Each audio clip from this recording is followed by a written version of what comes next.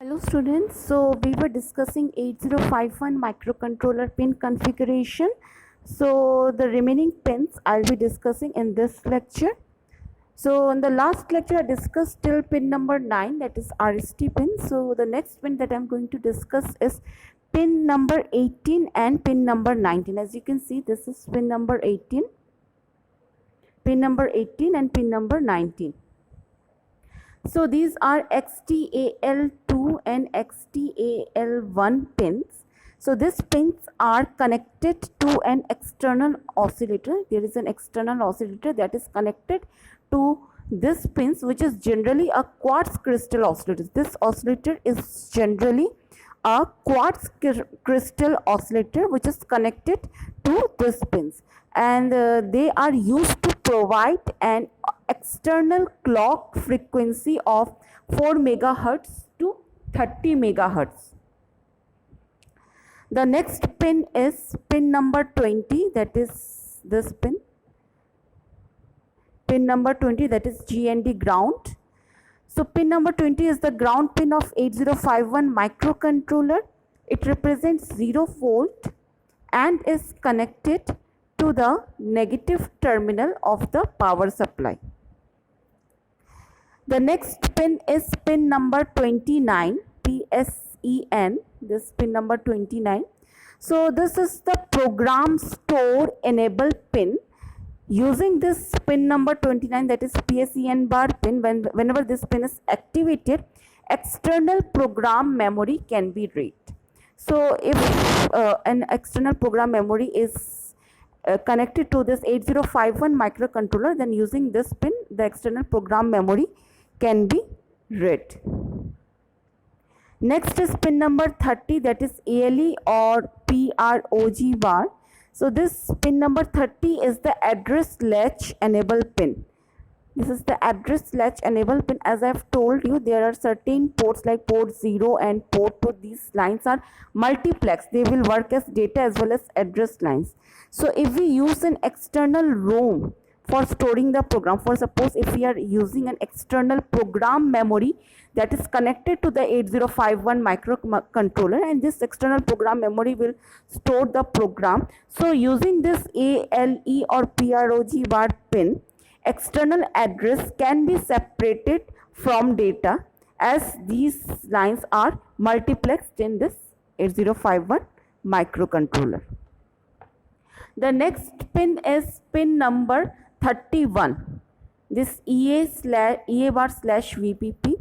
So pin number 31 is the external access enable pin, that is the program memory. That is when I was discussing the memory organization part of 8051 microcontroller, I discussed that the program memory allocation in 8051 can be done in two ways depending on the status of this EA pin. So depending on the status of this external access pin, the program memory allocation can be done in two ways. So this EA pin is an active low pin, that is it is activated when low signal, that is logic 0, is provided. And when the external access pin is pulled high, the CPU first fetches from the internal program memory in the address range 0000 to 0FFFH. I've told you that there is an internal program memory having the address range from 0000 to 0FFF. So if the EA pin is pulled high, then what will happen? The CPU first fetches instructions from this internal program memory in this address range, and if the memory addresses exceed this limit, then the instructions are fetched from the external ROM or external program memory in the address range 1000 to FFFH. And there is another way to fetch the instructions also, like ignore the internal RAM and fetch all the instructions only from external program memory.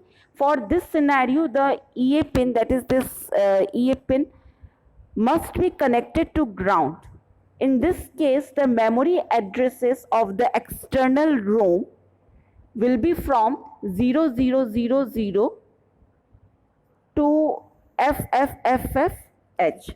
That is, total external program memory will be of 64 kilobyte, that is over the entire range of 0000 to FFFFH. And this mode is selected by making EA pin logically low, that is by activating the EA pin. The next pin is pin number 40. This is the last pin, pin number 40. You can see VCC. So pin number 40 is the power supply pin to which the supply voltage is given, that is plus 5 volt supply voltage is given. So this was all about the 8051 microcontroller pin configuration. And now let's see the 8051 microcontroller basic circuit. So we have seen the 8051 microcontroller pin diagram and corresponding pin description.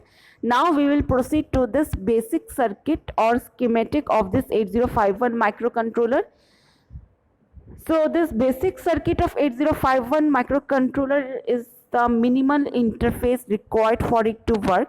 That is, this basic circuit includes a reset circuit. As I have told you that pin number 9 is the reset pin.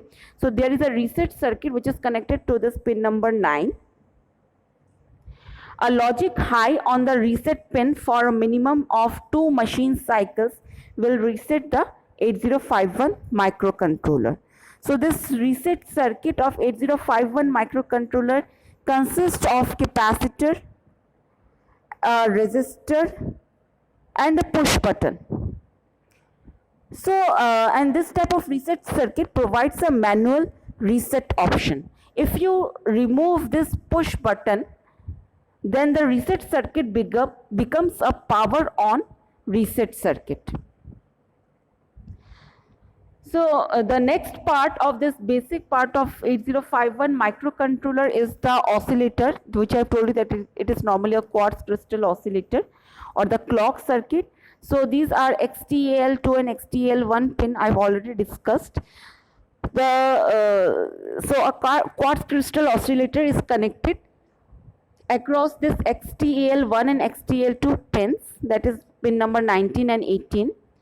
The capacitors C1 and C2 can be selected in the range of 20 picofarad to 40 picofarad. So as I've already told you, this is port 1 pin. This is from pin number 1 to 8. This is port 3 pins having the pin number 10 to 17. This is port 0 pin with pin numbers from 32 to 39, and this is port 2 pin having the pin number from 21 to 28. So all total this 8051 microcontroller is having this 4 ports which will work as input output, and few ports are having the additional functions that I have already discussed. So this port 1, port 2, port 3 and all have internal pull-ups. As I've told you that port 1, port 2, port 3, they have internal pull-up resistors and hence can be directly used as bidirectional input output ports. But this port 0, for this port 0 to be configured as input output port, external pull-up resistor is required for this to function as the input output port. So this was all about the 8051 microcontroller pin configuration and basic circuit. I am ending this class here. Thank you.